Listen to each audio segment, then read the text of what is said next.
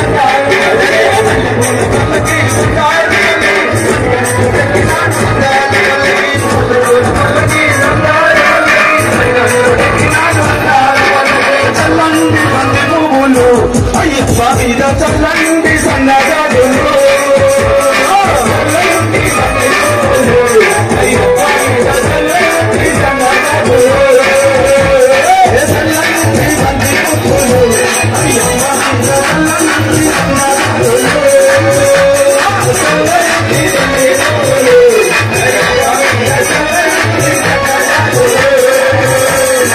సాంబయ్య సాయి చల్లండి బంతి పువ్వులు ఇంకన్న సాయి పైన చల్లండి బంతి పువ్వులు మణికంఠ సాయి పైన చల్లండి బంతి పువ్వులు చల్లండి పువ్వులు అయ్యప్ప మీద చల్లండి సన్నగాడులు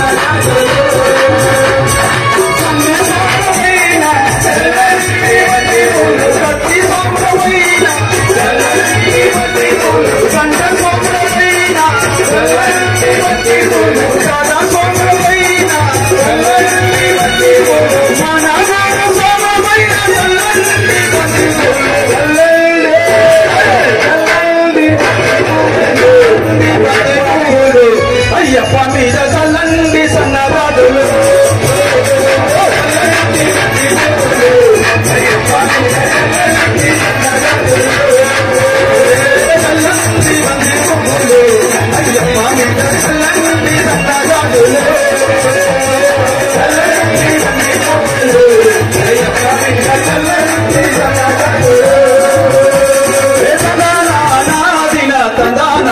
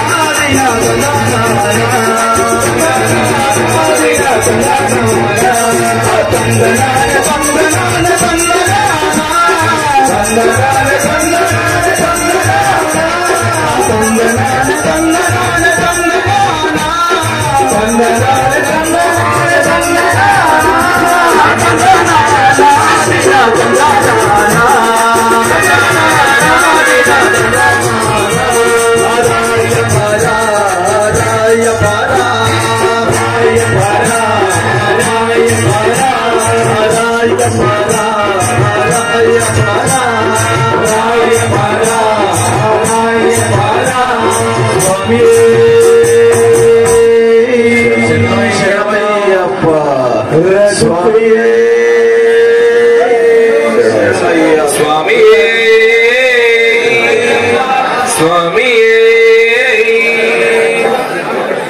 శివుడే తిలకారా మిన్నతి ముద్దులాడెదరా కోసల రామారా స్వామి చేద్దాం. ఇప్పుడు జరిగిన ఈ వేడుక శబరిమలలో ప్రతి జనవరి 14వ తారీఖు 180 కిలోమీటర్ల మందల రాజ్యం అయ్యప్ప స్వామి పుట్టిన ఊరి నుంచి వాళ్ళ మతస్థులే వాళ్ళ కులస్తులే సంవత్సరం బ్రహ్మాండమైన ఊరేగింపు చేస్తారు. అదే ఈ సంవత్సరం మన దగ్గర పెడదామని స్వాములందరికీ ఒక ఆలోచన వచ్చింది. అది వచ్చే సంవత్సరం ఇది ఇంకా బాగుంటది. ఇప్పుడే మొదటి సంవత్సరం చేశారు కాబట్టి ఈ సంవత్సరం మొదలు పెట్టడం మన సక్సెస్ అయింది. అట్లాగే దాంట్లో ఏంటంటే ఆభరణాలు అయ్యప్ప స్వామికి అలంకరించడానికి శబరిమల పంపించిన 12 రాజ్యం నుంచి తీసుకొస్తారు. అక్కడి నుంచి సాయంకాలం 6:15కి అయ్యప్ప స్వామి దేవాలయంలోకి వాళ్ళు మహానుభావులు ఈ పెట్టెకి 10 అంతలు ఉంటుంది. ఆ పెట్టె వాళ్ళు ఒక్కళ్ళే మోసుకొచ్చారు. అది పట్టుకొని 10 రెట్టు అమ్మడెక్కంగానే తల మీద మన బొమ్మలను తిరిగినట్టు తిరుగుతుంది. అప్పుడు స్వామి మళ్ళాగని కొంతమంది గురుస్వాములు అక్కడ ఉండి ఆ పెట్టి అనుకుంటాడు. అప్పుడు ఆ స్వామి పడిపోయి చెప్తాడు, వచ్చే సంవత్సరం ఈ ఆభరణాలు పెట్టి ఎవరు మోయాలి, 3-4 పెట్టెలు ఒకటి కదమ్మా, ఎవరు మోయాలి అని ఆ గురువు గారు చెడితే నమ్ము తీసుకుంటాడు. వాళ్ళు వచ్చేది ఒకవేళ పొరపాటున స్వామి మీరే మోయాలి వచ్చేసామంటే మళ్ళా సంవత్సరం రోజు దీక్షలో ఉండాలి వాళ్ళు. అటువంటి కఠోర దీక్ష ఉన్న వాళ్ళే ఇటువంటి ఆభరణాలు పెట్టి మోస్తారు. మన దగ్గరంత కఠోర దీక్ష చేయలేము. ఎందుకంటే తెల్లారితే డ్యూటీ పోవాలి, వ్యాపారం చేయాలి అని ఉంటాయి. అక్కడి నుంచి తెచ్చే వాళ్ళకి అవే ఉండవు. సంవత్సరం రోజులు 12 రాజ్యంలో వాళ్ళు గుడి పెడతారు, మంచిగా అన్ని చూస్తారు, అక్కడే పట్టుకోవడం ఒక జయ జీవితంలాగా. కానీ చాలా పవిత్రమైనటువంటి ఊరేగింపది. అది మన దగ్గర స్వాములు చాలా మంది చూడకుండా వచ్చేస్తున్నారు. దయచేసి ఒక్కసారైనా జ్యోతి రోజు మీరు ఉండండి. ఆ జ్యోతి తీసుకొచ్చి ఆభరణాలు తీసుకొచ్చి 6:20 నిమిషాలకి స్వామికి అలంకరిస్తారు. 6:30కి ద్వారం తీస్తారు. ఆ ద్వారం తీసినప్పుడే మనకి స్వామి జ్యోతి కలుస్తుంది. ఆ జ్యోతి ఏంటంటే పాండ్యదేశ రాజస్తులు ఎక్కడో పుట్ట మీద అయ్యప్ప స్వామి వెండి విగ్రహం, బంగారు విగ్రహం ఉంటుంది. ఆ స్వామికి పూజ చేసి ఇదంతా చరిత్రమ్మ, ఆ దేవుడికి పూజ చేసి ఆర్తిస్తారు. అదే మనకి జ్యోతిగా కనిపిస్తుందని ప్రజల విశ్వాసం. ఇప్పటి వరకు కూడా జ్యోతికే కొన్ని లక్షల మంది ఉంటారు. అందుకని నమ్ముకొని ఏదో ఇట్లా పోయి అట్లా రావచ్చు, ఇటువంటి విశేషాలు చూడాలి. 6:50 అయిపోగానే లోపల ఆభరణ దర్శనం ఉంటుంది, అభిషేక దర్శనం ఉండదు. ఆ దర్శనం మనం చేయాలి. ఆ చేసినప్పుడే మన జన్మ కొన్ని 30-40 సార్లు చేసిన నేను ఆ దర్శనం అర్థమైనా. అటువంటి దర్శనం చేయండి అయ్యప్పలు. మనలో జ్ఞానం కలుగుతుంది. అది జ్ఞానతోటి ఎవరు వెలిగిస్తున్నారు ఏం చేస్తున్నారు అని సమస్య కాదు. మనకి పుట్టిన పిల్లాడే కడుపులో 9 నెలలు బయటకు వచ్చే వరకు మగోడు ఆడవడం అని తెలియదు. అంత సుదూర కొండలు పోయి మనం అలా చూస్తామా? చూడలేం. మనిషి అనేది విశ్వాసం పెంచుకోవాలి. ఆ స్వామి ఒక్కసారైనా మీరు జ్యోతి రోజు వెళ్లి సాయంకాలం 6:50 తర్వాత అలంకారం గుడి నిండా దీపాలు ఉంటాయి, బ్రహ్మాండమైన పూలలు కలిగించుంటాయి. అది రాత్రి 10:30 వరకు ఉంటుంది ఆ దర్శనం ప్రతిరోజు కూడా. ఆ 14వ తారీఖు 25వ తారీఖు గుడి కట్టేసే వరకు కూడా ఈ మహాదర్శనం ఉంటుంది. ఏదో అట్లా పోయాం ఇట్లా వచ్చాం అట్లా ఎప్పుడు భావించదు. కనీసం ఒక్కసారైనా అక్కడ పోయి జ్యోతి దర్శనం ఆభరణ దర్శనం చేయండి. ఇక్కడ ఏదో డ్యాన్స్ వేసి శరణాలు చెప్పుకుని అది చేయడం కాదు. అటువంటి చేయాలి. మనం 40 రోజులు దీక్షలో ఉన్నప్పుడు నేను చాలా సంతోషం. మాకు ఆ స్వామి శక్తి వల్లే 6 నెలల కింద బైపాస్ అక్కడైంది. ఈ రోజు కూడా ధైర్యంగా ఉంటే ఆ స్వామి శక్తి. అలా మీరందరూ కూడా ఆ శక్తి సాధించాలని మనసారా అయ్యప్ప స్వామిని మా గురుస్వామి గారిని కోరుకుంటున్నాను. స్వామి